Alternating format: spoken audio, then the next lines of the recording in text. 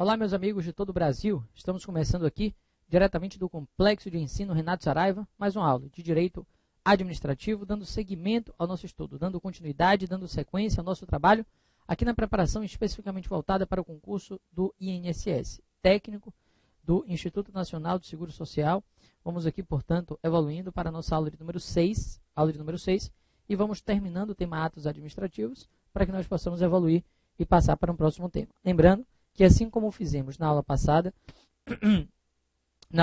a gente utilizou a primeira parte, a primeira etapa, o primeiro bloco, para falar de poderes. E aí terminamos poderes, especificamente falando de poder de polícia, e logo em seguida iniciamos o estudo de atos. E aí levamos o segundo, terceiro, quarto bloco. Agora a mesma coisa.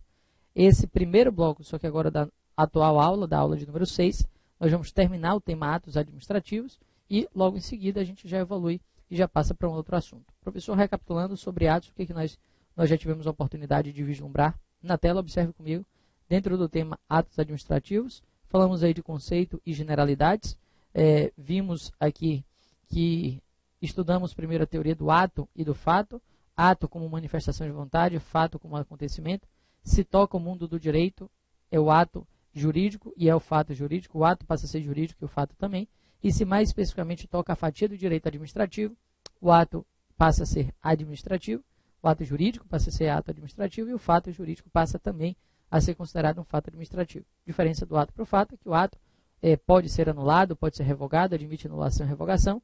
Além disso, goza da chamada presunção de legalidade, de legitimidade, de veracidade. O fato não. Obviamente, o fato ele não goza dessa presunção. O fato ele não goza da presunção de legalidade, de legitimidade, de veracidade. O fato não goza dessa presunção. E, além disso, é óbvio, ele também não pode ser anulado, ele também não pode ser revogado. Não pode ser objeto de anulação, não pode ser objeto de revogação. Nós terminamos e passamos para a explicação da manifestação de vontade da administração pública.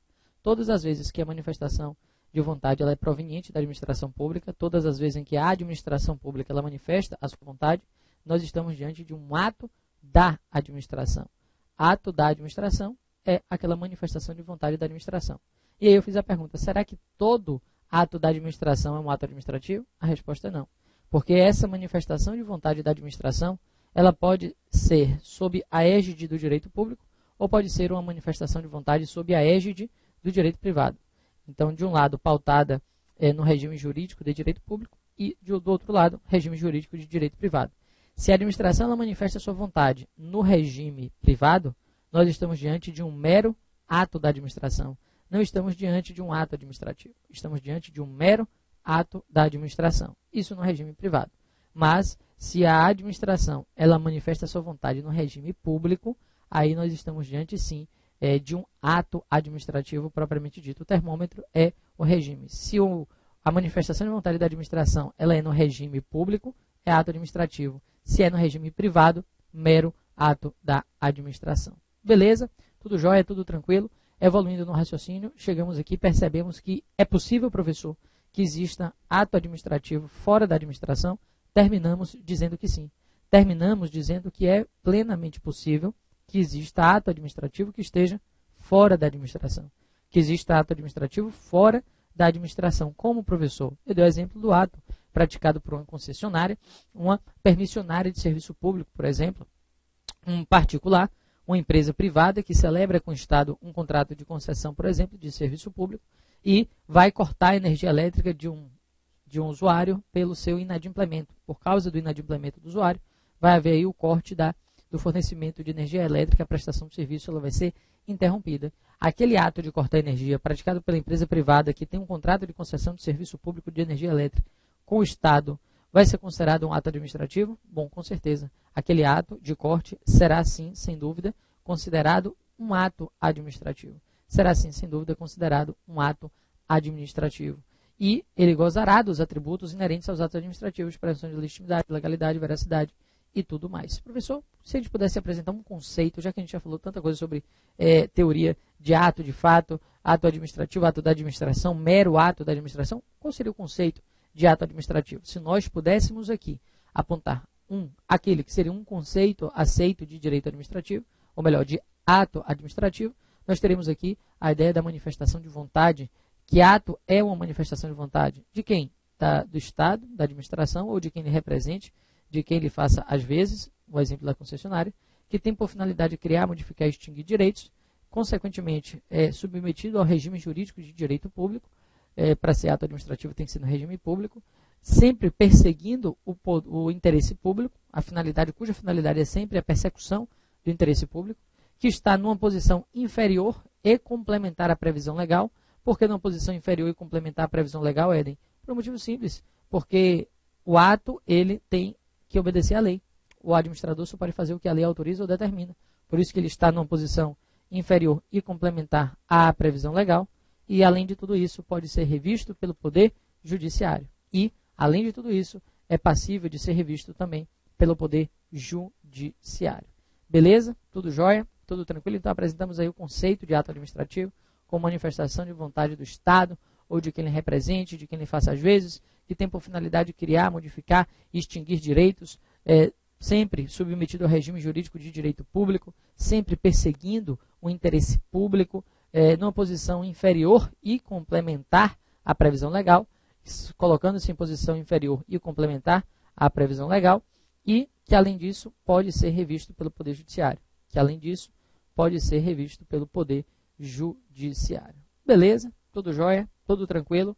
Bom, aqui nós temos esse conceito de atos administrativos. Em seguida, nós falamos dos elementos. Na tela, observe, depois de ter apresentado aqui conceito e generalidades sobre atos, falamos sobre os elementos ou requisitos do ato administrativo, invocando o artigo 2º da LAP, invocando aí o artigo 2º da Lei da Ação Popular.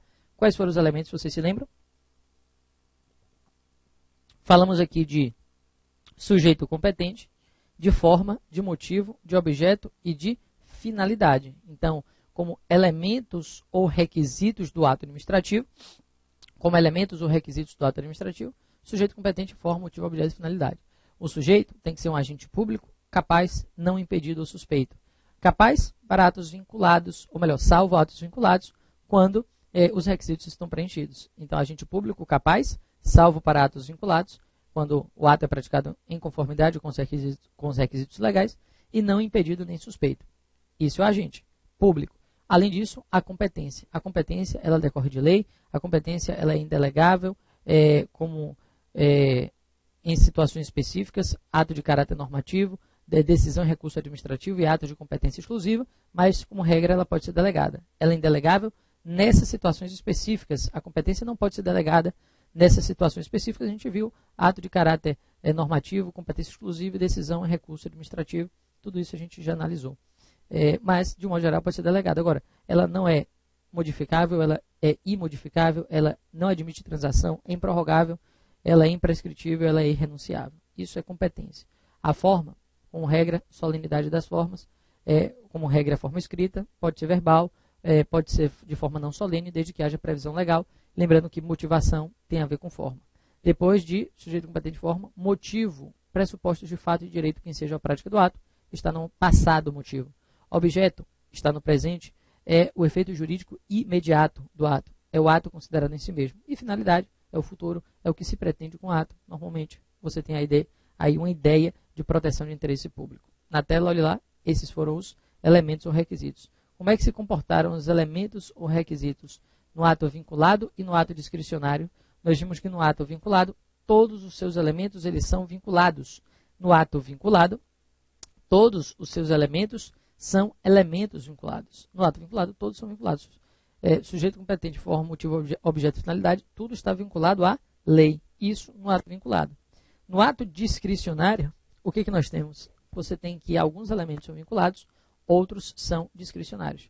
Quais são os elementos que são vinculados? O sujeito competente, a forma e a finalidade. Sujeito competente, forma e finalidade, de um modo geral, são elementos vinculados. Sujeito competente, forma e finalidade. Mas o motivo e o objeto, em regra, são elementos o quê? Discricionários. Então, a discricionariedade do ato discricionário, portanto, o mérito do ato discricionário repousa sobre que elementos? Repousa sobre o motivo, repousa sobre o objeto. O mérito do ato discricionário, repito, repousa sobre o motivo, repousa sobre o objeto. Beleza? Tudo jóia, tudo tranquilo? Fechamos aqui os elementos no ato discricionário e no ato vinculado. Na tela, você tem aí atributos ou características. Foi aqui que paramos na aula passada. Eu falei que nós iríamos tecer algumas considerações sobre atributos ou características, e aí, logo em seguida, a gente iria concluir o tema atos administrativos, falando também sobre formação e falando sobre a extinção desses atos. Falando também, tecendo considerações sobre a formação, mas não só sobre ela, sobre formação e sobre a extinção dos atos administrativos. Sobre formação e sobre extinção. O que é que nós temos que perceber, o que é que nós temos que observar? Sobre os atributos. Sobre os atributos, na tela você já viu que eles formam um processo mnemônico de memorização que nós chamamos de PAT, em que P é a presunção de legitimidade, A é a auto-executoriedade, T é a tipicidade e I é a imperatividade. Então, PAT é o processo. O primeiro, nós temos aqui, é a presunção de legitimidade. O nome do atributo é esse, presunção de legitimidade. Mas a doutrina ainda acrescenta que essa presunção de legitimidade também pode ser identificada aqui com presunção de legalidade e presunção de veracidade. Presunção de legitimidade, legalidade e veracidade. Legitimidade, legalidade e veracidade. O que é que nós temos que perceber e observar? A presunção de legitimidade diz que o ato administrativo ele é compatível com a moral. Presunção de legitimidade, ato administrativo é compatível com a moral. Presunção de legalidade é aquela que diz que o ato administrativo ele é compatível com a lei. A presunção de legalidade, por óbvio, é aquela que diz que o ato administrativo ele é compatível com a lei. E, finalmente, a presunção de veracidade, ela aponta que o ato administrativo ele é compatível com a verdade. É aquela que aponta que o ato administrativo é compatível com a verdade. Na verdade, o nome do atributo é presunção de legitimidade. O nome do atributo é esse. Presunção de legitimidade. Mas a doutrina amplia, acrescenta, fala em presunção de legitimidade e também de legalidade e de veracidade. A legitimidade, apontada aqui com uma compatibilidade com a moral. A legalidade, apontada aqui com uma compatibilidade com a lei. A moralidade é apontada aqui com uma compatibilidade, a veracidade apontada aqui com uma compatibilidade com a verdade. Professor, pergunta-se, essa presunção de legitimidade, de legalidade e de veracidade, essa presunção, ela é uma presunção absoluta ou é uma presunção relativa? O que nós temos? Trata-se aí de uma presunção do tipo absoluta ou relativa? Bom, aqui, sem dúvida, nós estamos diante de uma presunção relativa. Não é uma presunção absoluta. Cuidado, porque o examinador ele pode cobrar o nome dessa presunção em latim. Isso pode aparecer em latim. Olhe lá, ele pode perguntar se a presunção ela é do tipo, como já caiu em prova, juris tantum,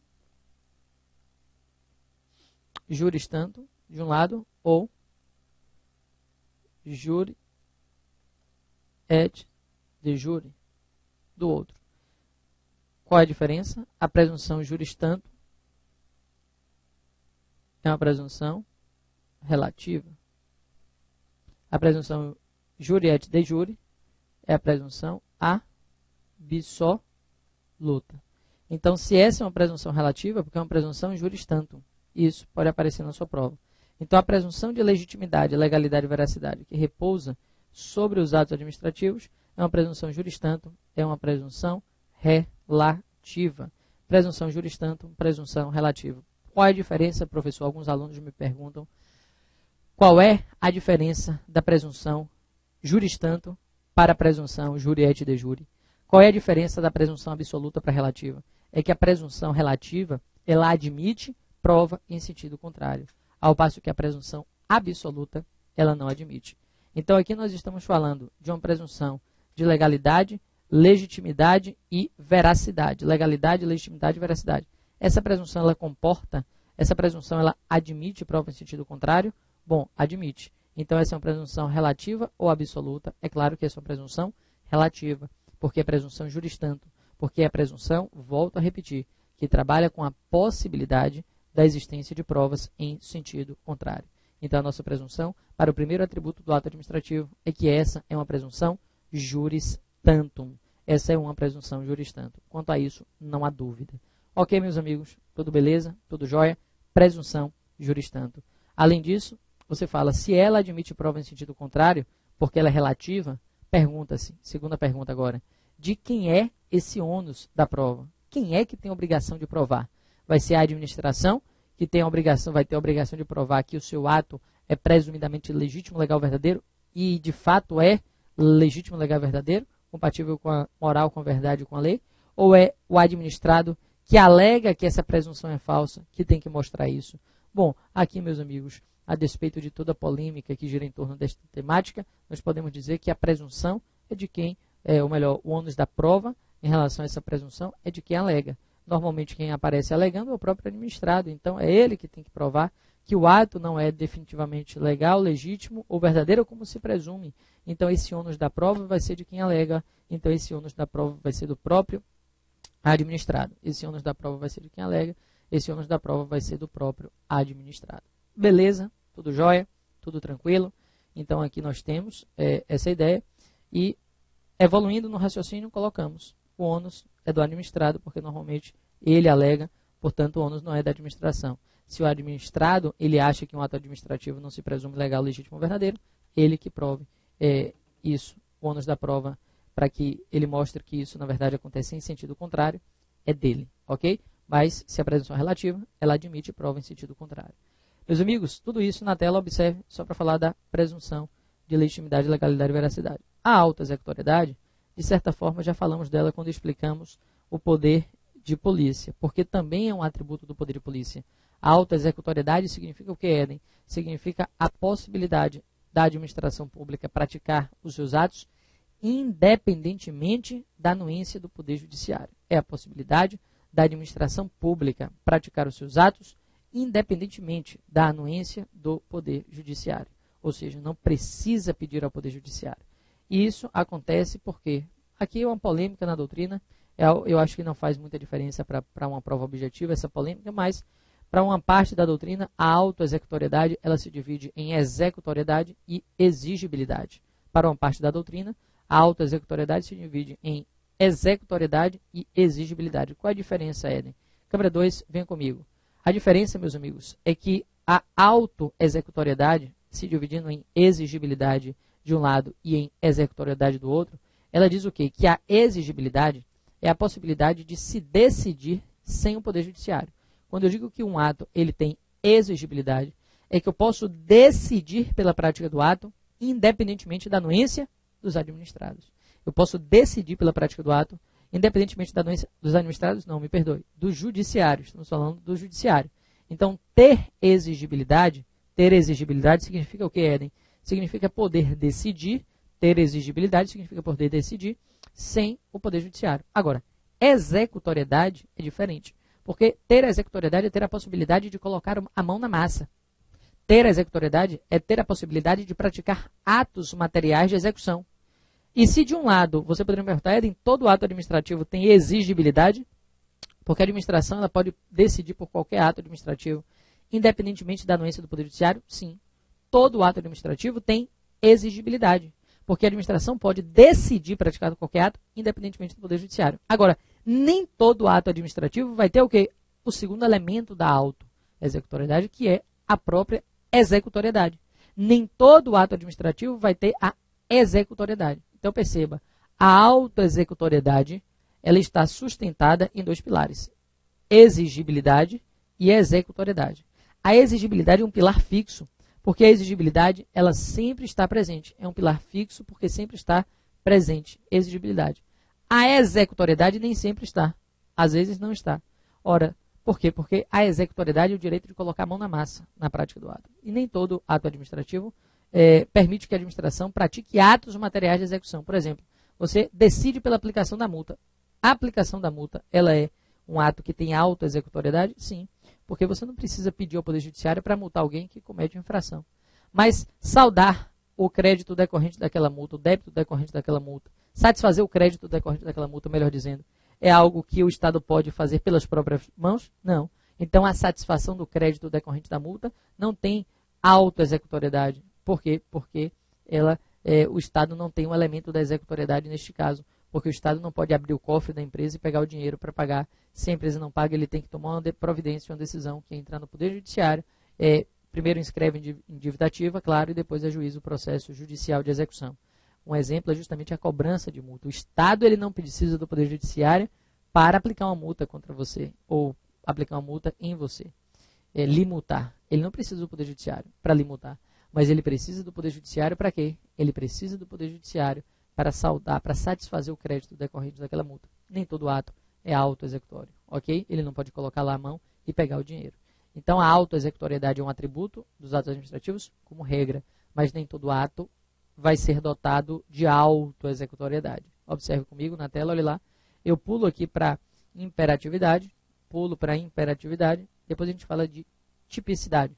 Eu pulo para a letra I, falamos logo da letra I. E a letra I significa o que, Eden? A letra I, ela significa imperatividade, que é como se fosse um sinônimo daquela ideia de coercibilidade que nós estudamos lá no poder de polícia. Volto a repetir, é como se fosse um sinônimo daquela ideia de coercibilidade que nós estudamos lá no poder de polícia. Como se fosse um sinônimo. Por quê, professor? Porque a imperatividade é a prerrogativa da administração pública praticar os atos independentemente de quê, professor? Independentemente da anuência do próprio, agora sim, do próprio administrado. Então, se coercibilidade é isso e imperatividade também é isso, não há distinção a ser feita. Tanto a coercibilidade como atributo do poder de polícia para os atos de polícia, quanto a imperatividade aqui como atributo do ato administrativo para os atos administrativos, como atributo do ato administrativo para os atos administrativos, tanto um quanto o outro, o que é que nós temos, professor? Podem autorizar a administração, autorizam de fato a administração a praticar os seus atos independentemente da anuência do próprio administrado. Beleza? Tudo jóia? Então, eu não preciso pedir para o administrado para rebocar o carro dele. Eu posso rebocar sem a sua autorização. Eu não preciso pedir para o administrado para exonerar ele de um cargo em comissão ou para nomear ele para o cargo X. Eu simplesmente vou lá e pratico o ato, porque os atos são imperativos e eles não dependem da anuência do próprio administrado. E, finalmente, olha lá, tipicidade. E a tipicidade significa o que, professor? Bom, a tipicidade é um atributo dos atos administrativos que traduz a ideia de que para cada situação específica, haverá de corresponder um ato administrativo determinado, ou o inverso, que para cada ato administrativo vai se aplicar uma situação jurídica específica e determinada. Cada ato tem a sua situação jurídica específica determinada que dá ensejo à sua prática. Ou seja, é como se fosse um grande quebra-cabeça em que cada ato tivesse a sua ocasião de ser praticado. Ou seja, que os atos administrativos eles respeitassem padrões. Tal ato só serve para isso, porque este ato se presta a cuidar daquela situação jurídica determinada. O outro ato se presta àquilo, porque o outro ato se presta a cuidar daquela outra situação jurídica determinada. E por aí vai. Entenderam? Então, a ideia é quebra-cabeça. Para cada ato administrativo, haverá de corresponder a uma situação jurídica determinada. Para vocês entenderem a tipicidade na prática, eu vou dar um exemplo. Eu tenho aqui dois institutos que a gente estuda no desfazimento do ato administrativo, que é a anulação, de um lado, e é a revogação do outro. Anulação de um lado, revogação. Anulação serve para o ato o que, professor? Ilegal. Anulação é para a ilegalidade. A revogação serve para o ato inconveniente e inoportuno. A revogação serve para o ato inconveniente, serve para o ato inoportuno. Isso é tipicidade, porque para cada situação específica há de corresponder um ato jurídico, um ato administrativo determinado. Beleza? Tudo jóia? Isso é tipicidade. Por exemplo, se você tem uma infração de natureza leve, a punição é advertência. Se você tem infração de natureza média, a punição é a suspensão. Se você tem uma infração de natureza grave, a infração de natureza grave é demissão. E por aí vai. A infração de natureza grave é demissão. Então, neste caso, você tem que, de novo, para cada situação específica, há que se corresponder um ato administrativo determinado. Para cada situação, há de corresponder um ato administrativo determinado. Beleza? Tudo jóia? Tudo tranquilo? Terminamos aqui os atributos do ato administrativo. Venha comigo, olhe lá. Formação. Formação é rapidinho. A gente vai trabalhar aí com 3 elementos que compõem a formação do ato administrativo. 3 elementos. Quais são os elementos, Eden? A formação, ela tem, vamos para ela aqui no tópico 5, falar da formação. Falar de formação é lembrar de perfeição, validade e eficácia. A formação do ato administrativo percorre as etapas da perfeição ou existência, validade e eficácia. Perfeição, que é a existência, validade e eficácia. Perfeição ou existência, validade e eficácia. Quando é que nós temos a perfeição, Éden? Na formação dos atos administrativos, esse primeiro elemento, que é a perfeição ou existência, é a situação em que acontece o quê? É a situação em que o ato administrativo ele completa o seu ciclo de formação.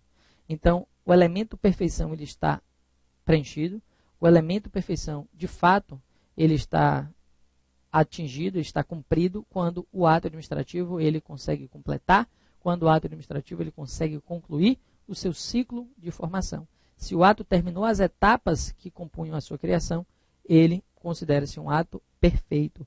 E o ato perfeito significa o que, professor? O ato perfeito é o ato existente. Se ele cumpriu o seu ciclo de formação, ele é um ato perfeito, logo ele é um ato existente. Eu não disse se ele é válido, eu não disse se ele é eficaz, mas ele é perfeito, ele é existente. Por quê? Na tela, olhe lá, a perfeição é a etapa da formação que diz respeito à conclusão do chamado ciclo de formação do ato. Ciclo de formação. Do outro lado, nós temos aí a validade. Do outro lado, nós temos a validade. E a validade significa o que, Éden?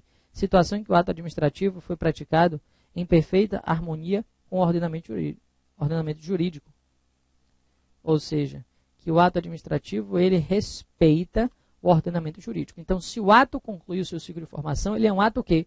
Eu posso assegurar, ele é um ato perfeito. Se o ato conclui o seu ciclo de formação, ele é um ato perfeito. Mas, eu não sei se ele é válido, porque a etapa da validade, na formação do ato, a etapa da validade, ela é uma etapa que não diz respeito simplesmente ao término do ciclo de formação, e sim ao respeito à lei, ao ordenamento, à Constituição. Então, se além de perfeito, porque primeiro para ser válido ele precisa existir. Você não pode dizer que a pessoa é do bem ou do mal se a pessoa não existe. Você não pode dizer se o ato é válido ou inválido se esse ato não é perfeito, não existe. Então, depois que a gente considera que ele existe, quando é que a gente identifica que ele é válido, Éden? Ele é válido quando ele obedece ao ordenamento jurídico, está em harmonia. E, finalmente, olhe lá, além da perfeição, quando completa o ciclo de formação, da validade, quando ele está em harmonia com o ordenamento jurídico, ele tem eficácia quando, professor?